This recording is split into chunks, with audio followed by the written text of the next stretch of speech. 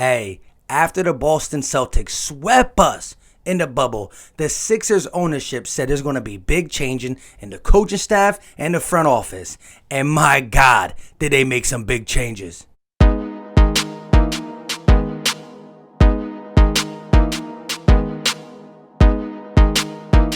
Yo, what is going on, everybody? I go by Philly Mike, and this is the Philly Talk Podcast. If you are new to the channel and love talking Philly sports every single day, go right ahead and hit that subscribe button and make sure you turn on post notifications so you know when I go live or drop some content. On that note, if you are excited to see the moves that this Sixers organization is making after not getting nothing done for a while, smash that like button. With all that being said, let's talk about the new and improved Sixers front office. So as you all may know, about an hour or two ago, there was a Woj bomb that dropped on Twitter about Daryl Morey signing with the Philadelphia 76ers as the president of basketball operations. The first statement was they are in advanced talks and it looks like it's going to get done, and pretty much the deal is getting done. Daryl Morey is now the new president of basketball operations for the Philadelphia 76ers, and they did know that general manager will still be Elton Brown. I don't know if we're going to end up letting him go or that's his role, but if you look on Google right now, it says Daryl Morey, president, GM Elton Brand, and head coach Doc Rivers. So when I first heard the news, I was excited. I'm not going to lie. I know some people are going to have some negative things to say about Daryl Morey, and we're going to talk about that as well. But the first instant reaction was, let's go. The Sixers are making moves like they promised. Now, the Sixers like to promise a lot of things, but they don't always come through. But they have so far. And today, the ball kept rolling with acquiring Dan Burke as an assistant for Doc Rivers, who was with the Pacers and really helped out on the defensive side of the ball. And they also acquired Sam Cassell, who was on Doc Rivers' staff in LA as an assistant.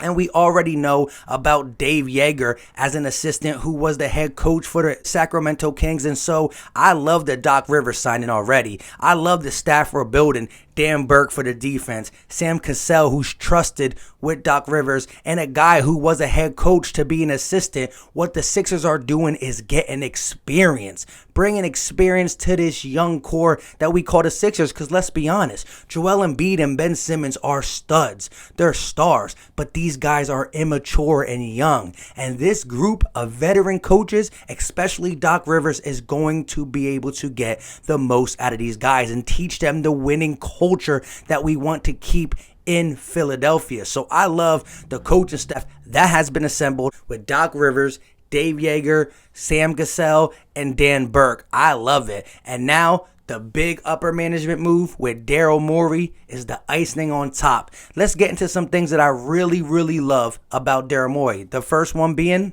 a consistent, successful winning percentage with the Houston Rockets as a GM for 13 years. Let's think about what he did over there. He had a lot of wins. They pretty much never missed the playoffs. Now, we are going to talk about him being there 13 years and not getting a championship, but my gosh, in 2017 or 2018, I believe it was the 17-18 season, CP3, James Harden, Clint Capella, and them boys were going to beat the Golden State Warriors if it wasn't for Chris Paul's hamstring.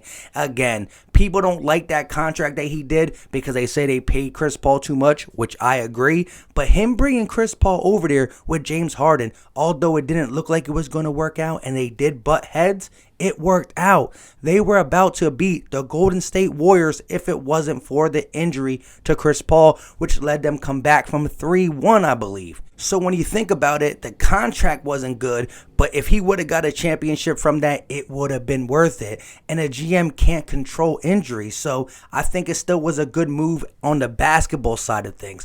And again, the ownership, when it comes to Josh Harris, I don't want him involved. I do not want him involved. And when you go after a guy like Daryl Morey, he's going to have final say. You don't hire a guy like this if he doesn't have final say. So Josh Harris had to put pretty much in writing that Daryl Morey, if you sign with the Philadelphia 76ers, this team is yours. do what you want to do. We will keep our nose out because I'm telling you, it wasn't just Elton Brand who assembled this 7-foot center team that has no shooting. We didn't pay Redick. We moved on from Jimmy Butler. We signed Al Horford to a max contract. That wasn't just Elton Brand. Elton Brand was brought in here to learn and be good, but ownership was big in saying what we are going to do. I know it. I just know it. It's a Josh Harris type thing.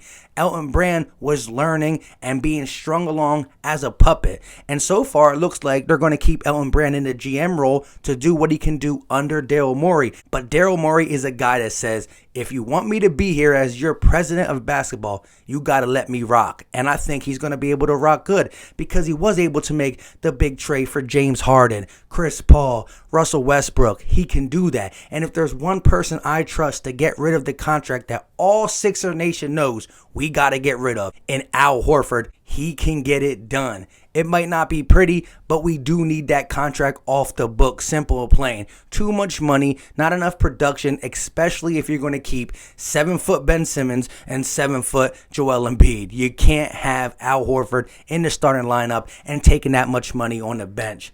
As for the Tobias Harris contract, I'm kind of coming around to it. Now wait. It's still outrageous when it comes to the production and the money we're paying him. However, he will be a starter, and he did have his best years under Doc Rivers. So I do not believe he's going to play up to that contract, but there's no way we can get both Tobias and Al Horford off the books. Even Daryl Morey can't do that. And so Al Horford is the more important because of his production to money. Yes, Tobias Harris costs more, but I think you're going to be able to get a lot more out of him in Doc Rivers' system. And if there's one thing I know that Daryl Morey and Doc Rivers already know that needs to get done in Philadelphia is to bring in shooters.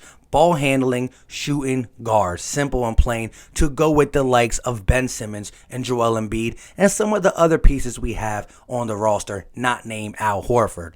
Now, to talk about some of the things that I started to think about as it all settled in, that Daryl Morey will be the new president of basketball operations for the Philadelphia 76ers, and that is the whole Mike D'Antoni, Houston Rockets small ball. Was it more Daryl Morey? Was it more Mike D'Antoni? To me, I believe it was Mike D'Antoni, but Daryl Morey signed off saying, go ahead and do it, because I do know that Daryl Morey is an analytic guy, and Doc Rivers will look at the analytics, but he's more about the feel of the game and play type of coach, which I love, to be in the moment, to make adjustments, and not just run out the same game plan, which I love about Doc Rivers, which that's why he's going to bring a different element to this team that we haven't had under the notorious Brett Brown. But back to Daryl Morey's analytics. He did sign off on the 3-ball being his favorite and only shot. He also signed off on the small ball. Maybe he wanted to go out with a bang. I don't know, but that does concern me because look at this roster. It's everybody who's 6'6" and over.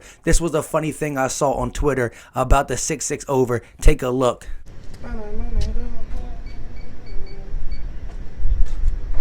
Oh, I guess I forgot my code.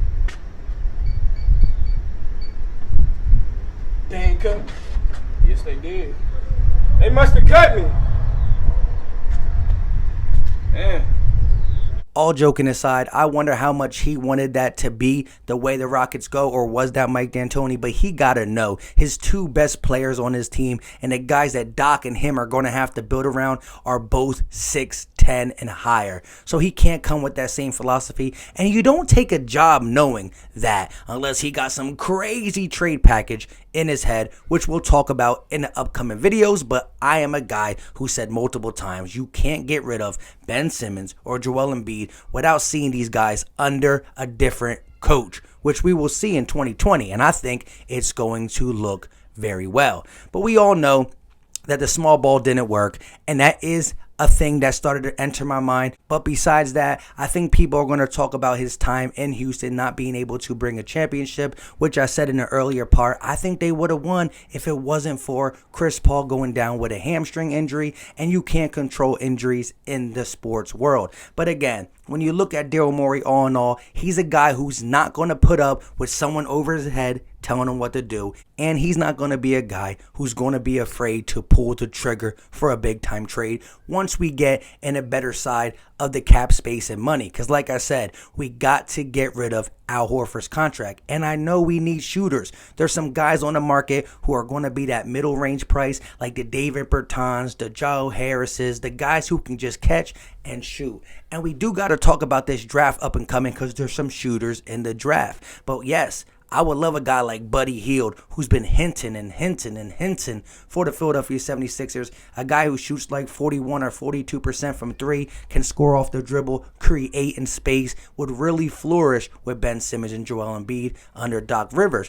I think Daryl Morey brings us an opportunity to go out and do that, but we got to clean up the money thing first. So in these next couple years, Daryl Morey can get us to where we can get a big three in Philadelphia. And I don't think it's going to happen right away, although the Buddy Hield trade to get rid of Al Horford, my goodness, I would call Daryl Morey the man if he can make that happen. But I see us taking a step in the right direction, bringing in guys for the coaching staff who are experienced with young talent, and also getting a GM who's been there, done that, knows the ins and outs, and it keeps the ownership, like Josh Harris and them boys, out of basketball operations, which I don't believe they were when Elton Brand was the GM. I think Elton Brand was the face, and they were making the big decisions behind the door. I'm talking about the Markelle Fultz, Al Horford. I'm talking about building this tall lineup that has nothing but centers. I'm talking about keeping Brett Brown around forever. And some of the analytic guys that were in there that pretty much said get Joel Embiid off the court every time at 8-minute mark, which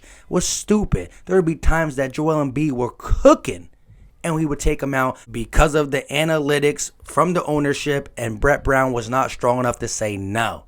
You brought me here to play. You brought me here to coach. By golly, I'm going to do it.